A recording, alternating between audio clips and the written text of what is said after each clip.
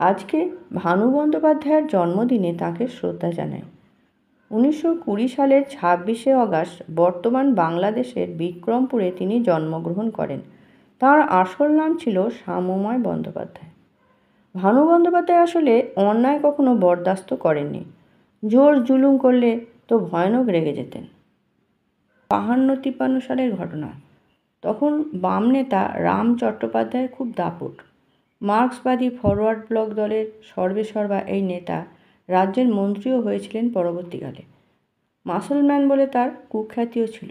সেই রাম চট্টোপাধ্যায়ের কিছু চেলাচামুন্ডা একদিন এসে ভানুকে বলল, অমুক দিন রামদার ফাংশন, সময় মতো পৌঁছে যাবেন। ভানু বন্দ্যোপাধ্যায় তো অবাক। কে আপনাগো রামদা? হে কইলেই আমারে যাইতে হইব নাকি? চালাদের তো একথা শুনে প্রায় ভিমরি খাওয়ার জোগাড়। সে কি মশাই, রামদাকে জিজ্ঞেস করছেন? ওর নাম শুনলে লোকে বাপ বাপ করে দৌড়োয়।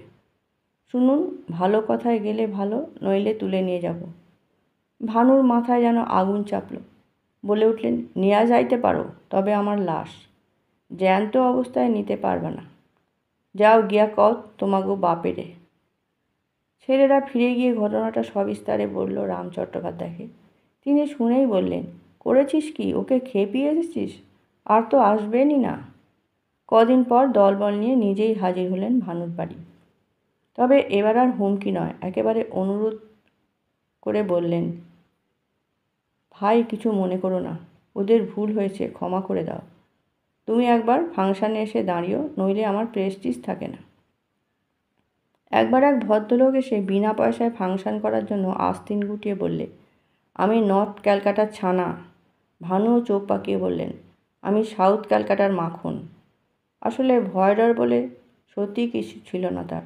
অথচ কেউ যদি এসে বলতো খুব বিপদ, দয়া করে উদ্ধার করে দিন, তাহলে আনন্দ সহকারে কাজ করে দিতেন। তবে ছোট থেকেই সাহসী বোহেমিয়ান টাইপ লোকেরা ছিল তার বিশেষ পছন্দের। কার থেকে পেয়েছিলেন এসব? অভিনয়টা ছিল তার রক্তে। বাবা জিতেন্দ্রনাথ ছিলেন ঢাকার নবাব এস্টেটের মুখতার। মা সুনীতি দেবী সরকারি শিক্ষা বিভাগের চাকুরে, সরোজিনী নাইডুর আত্মীয়া। এদেরই পুত্র শ্যামময়, ডাকনাম ভানু। তবে ডাকাবুকো স্বভাবটা বোধহয় ঠাকুমার থেকেই পেয়েছিল বাবা। বলেছিলেন ভানুপুত্র গৌতম বন্দ্যোপাধ্যায়। আসলে সুনীতি দেবী ছিলেন সেই সময় বেঙ্গল বোর্ডের প্রথম ভারতীয় ইন্সপেক্টর অফ স্কুলস। একবার যাচ্ছিলেন দার্জিলিং, তাড়াহুড়োয় উনি ইংলিশ লেডিদের কামরায় উঠে পড়েন। এক মেম সাহেব তখনই তাকে নেমে যাওয়ার জন্য জোর করতে থাকেন।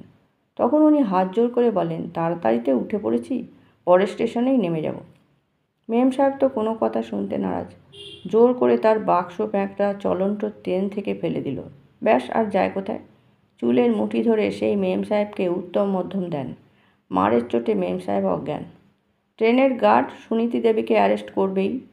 শেষে তার জ্যাঠিত ভাই ও জেলার deputy magistrate ICS Purnananda Chattopadhyay ত্রাতা হয়ে দেখা দেন। 1905 সালের সেই ঘটনা তখনকার দিনে আলোড়ন ফেলে দিয়েছিল। বিজ্ঞানী সত্যেন বসুর খুবই প্রিয়পাত্র ছিলেন ভানু বন্দ্যোপাধ্যায়। পুরো ঢাকা ইউনিভার্সিটি তাকে স্যার বলতেন। শুধু ভানুর কাছে তিনি ছিলেন সত্যেনদা। 1941 সালে ঢাকা ইউনিভার্সিটিতে তার জন্মদিন প্রথম উদযাপন করেছিলেন ভানুই। তা এই সত্যেন বসুর সঙ্গে ভানু বন্দ্যোপাধ্যায়ের আলাপের সূত্রপাত তার একরোখা স্বভাবের কারণেই। কলেজের হোস্টেলে সরস্বতী পুজো, সেখানেও ভানু নিমন্ত্রিত। খুব ঘটা করে পুজো, এলাহি, খাওয়া দাওয়ার আয়োজন। কোথা থেকে একজন পঙ্গু মুসলমান ভিখারি কাঁদো কাঁদো মুখে দুমুঠো খাবার চাইতে এলেন। একদল ছাত্র তাকে দূর দূর করে তাড়িয়ে দিল। দূরে দাঁড়িয়ে থাকলেও ব্যাপারটা চোখ এড়াল না ভানুর। একটু পরেই আমোদ আহ্লাদ তুঙ্গে উঠল।